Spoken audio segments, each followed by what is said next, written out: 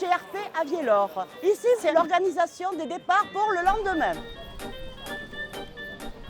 Les gens vident leurs sacs, sont contrôlés dans cette première étape. Ils remplissent la fiche pour avoir le numéro de dossard. Deuxième étape, il y a un filtrage ici pour vérifier les bacs.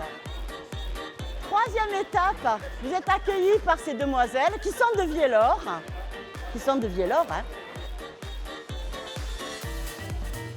Allez, bonne course. Et on continue après. Vous avez la remise des dossards là-bas. Et bonne course. Bon alors là, je vous ai montré l'organisation de Viellore. Et à Hautacam, ça se passe comment? Et alors ici, cette année au Hautacam, le soleil est avec nous. Nous sommes une super équipe, 11 bénévoles. Nous avons quand même les coureurs qui arrivent en bon état pour le moment. Et nous les accueillons, nous remplissons les gourdes. Italiano no? Oh, come va l'Italia? Va bene. Puis vous avez une belle journée. C'est pas comme l'année dernière. Ils se ravitaillent un peu. Voilà, il y a un peu de travail. Et ça s'est très bien passé pour le moment. Mais oui, mais à sa cour, comment ça se passe? Eh bien, on aimerait bien savoir comment ça se passe à son cours. Est-ce que ça se passe bien? Ah bah, sans cours, ça se passe super bien. Il fait beau, le beau temps, la chaleur.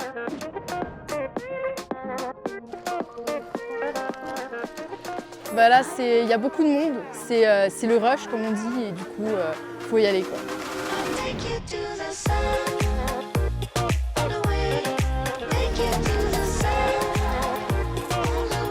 Les coureurs se ravitaillent dans la bonne humeur, avec les bénévoles aussi, tous dans la bonne humeur, donc c'est nickel.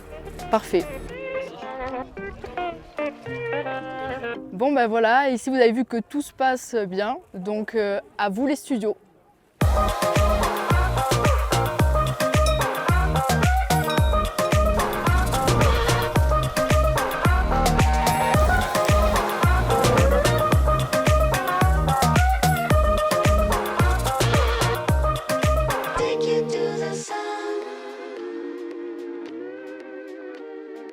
Nous travaillons, nous, essentiellement sur tout ce qui est planning et recherche de bénévoles pour le poste de Viellore, où il y a les arrivées et les départs de majorité des courses, et également pour le refuge du Merlan. Et ça nous fait à peu près 180 personnes à trouver pour les 4 jours de course.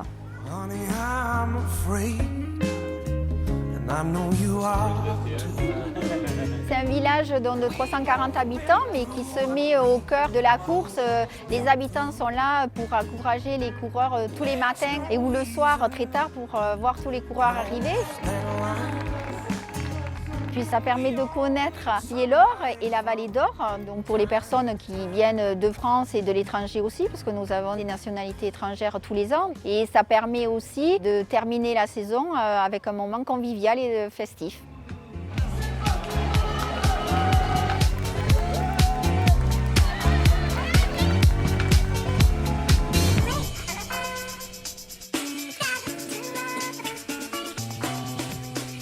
Ici, on est à la Hourquette dans 6 ans et on est en train d'attendre les premiers coureurs.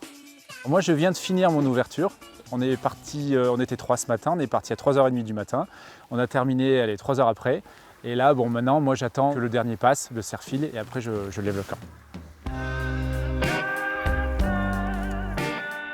Moi, ce qui me motive, c'est de participer à une organisation aussi grosse que celle-là. C'est toute une énergie qui est développée autour de ça. Et puis, c'est être un petit maillon au milieu de quelque chose d'énorme.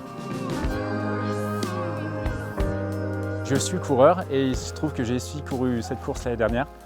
Pas l'ultra, mais le Tour des Cirques. Et je me suis régalé et j'ai envie de rendre ce que la course m'a donné l'année dernière, vraiment. On arrive au Grand Raid des Pyrénées, puis c'est l'histoire d'une famille qui nous ouvre les portes sur leur paysage. Puis une autre des raisons pour lesquelles je me suis rendue jusqu'au bout, c'était de voir le prochain ravitaillement, de voir les prochaines personnes qui allaient m'accueillir. Quand je vois qu'en plein milieu de la montagne, à 2000 mètres d'altitude, on nous offre de la garbure ou alors ils nous ont préparé des smoothies maison sur les bases de vie, moi c'est ce qui me fait repartir souvent. Là. Allez go, à tout à l'heure.